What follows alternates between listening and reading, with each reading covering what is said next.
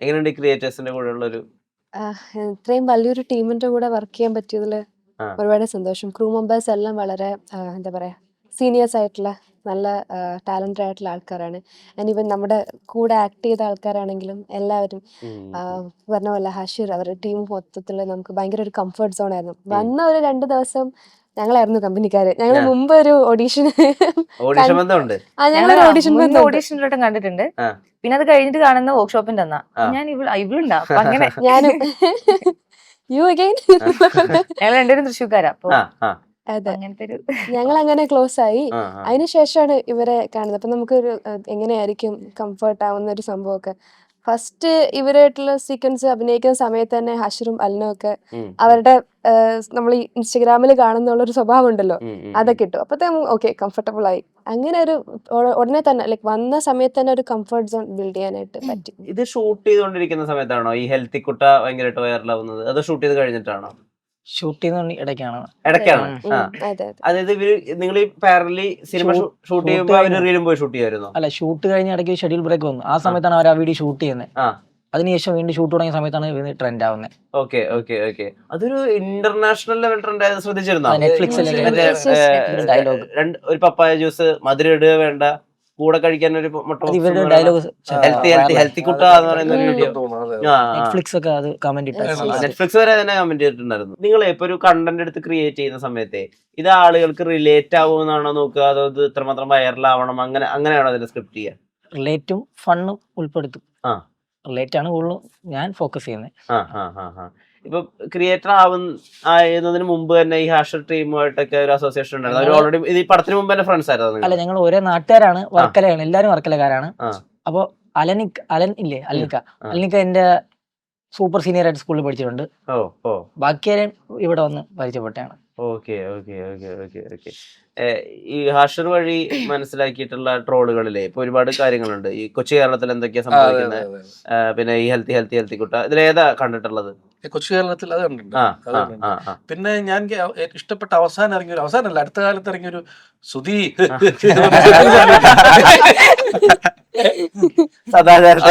ഇഷ്ടപ്പെട്ട ആ വീഡിയോ പല പ്രാവശ്യം കണ്ടിട്ടുണ്ട്. ഓക്കെ. ഈ കടുവ പ്രസാദ് അത് കണ്ടിട്ടുണ്ടോ?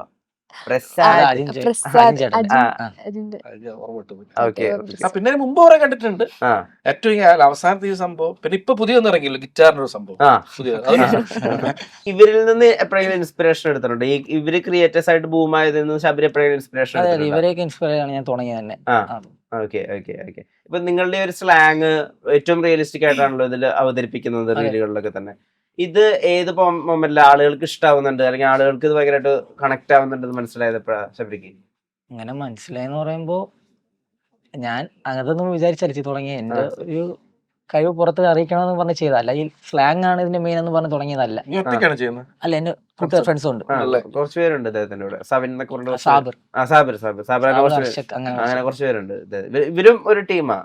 ഇതൊക്കെ ഓരോരോ യൂണിവേഴ്സുകളാ. ഇപ്പൊ സിനിമയിൽ അഭിനയിക്കുന്ന സമയത്തെ ഇപ്പൊ നമ്മുടെ ഓഡീഷൻസ് ഒക്കെ ക്രാക്ക് ചെയ്തിട്ട് ഇപ്പൊ ഇത്ര വലിയൊരു പ്രൊജക്ടിന്റെ ഭാഗമാണല്ലോ. ഏകദേശം ഒരു 10 കോടിക്ക് മുകളിലാണ് ഇതിന്റെ പ്രൊഡക്ഷൻ കോസ്റ്റ് എന്നൊക്കെയാണ് പറയപ്പെടുന്നത്. അപ്പം ഇതാണ് നമ്മൾ ആഗ്രഹിച്ചിരുന്ന ഒരു ലോഞ്ച്, അങ്ങനെ ഒരു ഫീലിംഗ് ഉണ്ടോ ഉള്ളിൽ?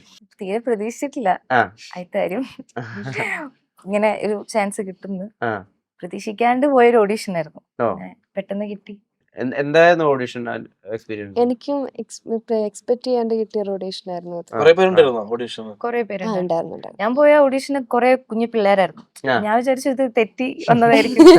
പിന്നെ എന്റെ മുന്നത്തെ പടത്തിലത്തെ കുട്ടി വന്നിട്ടുണ്ടേ, അപ്പൊ അങ്ങനെ കണ്ട് ഒന്ന് ഓക്കെ. പിന്നെ ഉള്ളിൽ കയറി കുഞ്ഞു പിള്ളേരോട് ഞാൻ ഓഡീഷൻ ചെയ്തേ. പിന്നെ അത് കഴിഞ്ഞിട്ടാണ് പിന്നെ പിള്ളേരൊക്കെ വരുന്നത് കാണുന്നത്. അപ്പൊ ഞാൻ ആദ്യം പോയപ്പോ ഞാൻ വിചാരിച്ചു വെറുതെ വന്നു എന്നുള്ള രീതിയിൽ ഇരിക്കായിരുന്നു. നിങ്ങൾക്ക് സ്ഥിരമായിട്ട് ഓഡീഷന് പോകുന്ന ഒരു ടീമൊക്കെ ഉണ്ടോ? അങ്ങനെയല്ല, എന്റെ മുന്നത്തെ മൂവിയിലെ കുട്ടി വന്നിട്ടുണ്ടായി ആ ഓഡീഷന്. അവളെ കണ്ടപ്പോഴൊരു സമാധാനമായത്.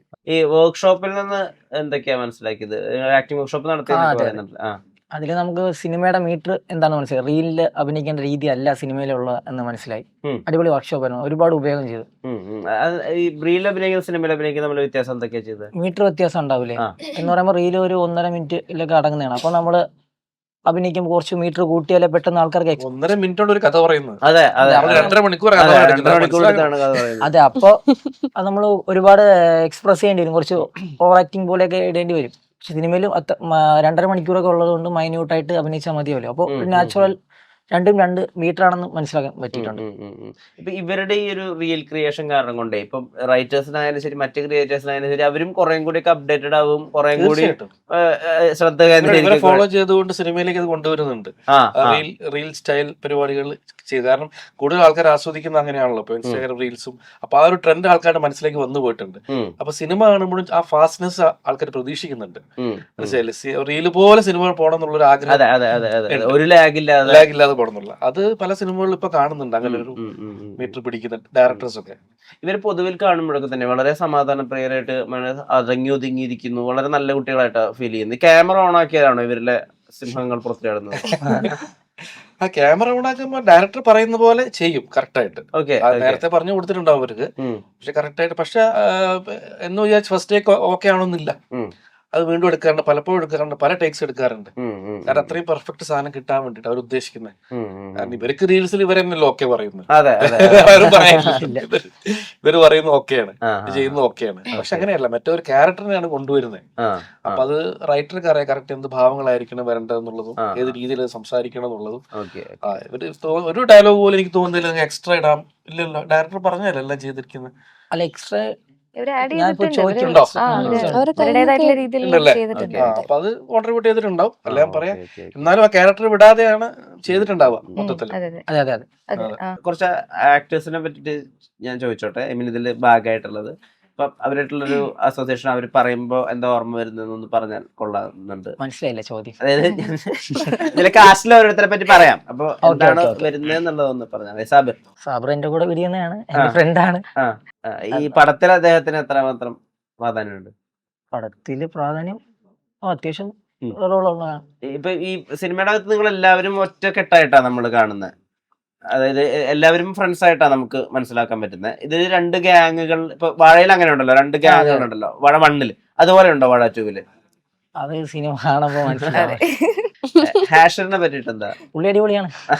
സിനിമയുടെ മ്യൂസിക് അത് വാഴ 1-ൽ ഇപ്പൊ വാഴ 1-ലത്തെ എല്ലാ പാട്ടുകളും ഒന്ന് റീൽസ് ക്രിയേറ്റേഴ്സും അതുപോലെ ചാറ്റ് ബോസ്റ്റേഴ്സും ഒക്കെ ആയി മാറിയിട്ടുണ്ടായിരുന്നു. ഇതിന്റെ ഒരു മ്യൂസിക്കിലേക്ക് വരുന്ന സമയത്ത് ഇപ്പൊ ഇറങ്ങിയ പാട്ട്, ഇതിന്റെ RR അതൊക്കെ ഇപ്പൊ ഡബ് ചെയ്യുന്ന സമയത്ത് അല്ലെങ്കിൽ ബാക്കി ഭാഗമൊക്കെ സൂക്ഷിച്ച് കുറച്ച് കേട്ടിട്ടുണ്ടായിരിക്കല്ലോ, എന്താ ഫീൽ ചെയ്യുന്നത്? അല്ല, ഞാൻ അങ്ങനെ മ്യൂസിക്കായിട്ട് ബന്ധപ്പെട്ടൊന്നും കേട്ടിട്ടില്ല.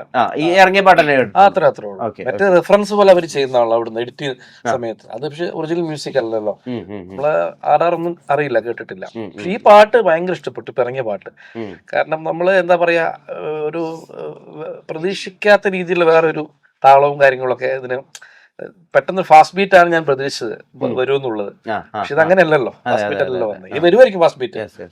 അപ്പൊ ഈ പാട്ട് ഭയങ്കര ഇഷ്ടപ്പെട്ടു സംഭവം. പ്രതീക്ഷ എത്ര മാത്രം ഉണ്ട് വാഴ 2-ല്? എന്താ ആക്ടർ എന്നുള്ള രീതിയിൽ ഇപ്പൊ തീവണ്ടി ചണ്ട ലൈഫിലേക്ക് ഒന്ന് ചേർത്ത് വെച്ചിട്ടുണ്ടല്ലോ, അല്ലെങ്കിൽ ഇപ്പൊ എന്നിവർ ഒരു കാര്യം ചേർത്ത് വെച്ചിട്ടുണ്ടല്ലോ, അതുപോലെ വാഴ 2 എന്തായിരിക്കും ആഡ് ഓൺ? വാഴ 2 നല്ല ക്യാരക്ടറാണ്. അല്ല, ആരുടെ അച്ഛനാണ് അത് ഞാൻ ചോദിക്കാൻ പറ്റുപോയി. അതിപ്പോ പറയുന്നതിന് കുഴപ്പമില്ല, ഞാൻ വേറെ ഇന്റർവ്യൂല് പറഞ്ഞിട്ടുണ്ട്. അലന്റെ അച്ഛനാണ്. പിന്നെ അലന്റെ എന്റെ ഒരു ഭാവി മരുമകള് ഈ കൂട്ടത്തിലുണ്ട്, അതാ ഞാൻ പറയുന്നില്ല. അങ്ങനെയൊക്കെ ആണ്. ഒരു മുസ്ലിം ക്യാരക്ടറാണ്. അയാളുടെ സ്വഭാവത്തിന്റെ പ്രത്യേകതകൾ എന്തെങ്കിലും പറയാൻ പറ്റുമോ? കുറച്ച് പഴയ ആളാണ്, എന്നാൽ പുതിയതായിട്ട് പൊരുത്തപ്പെട്ടു പോകുന്ന ആളാണ്. അങ്ങനെ ഒരു പരിപാടിയാണ് സംഭവം.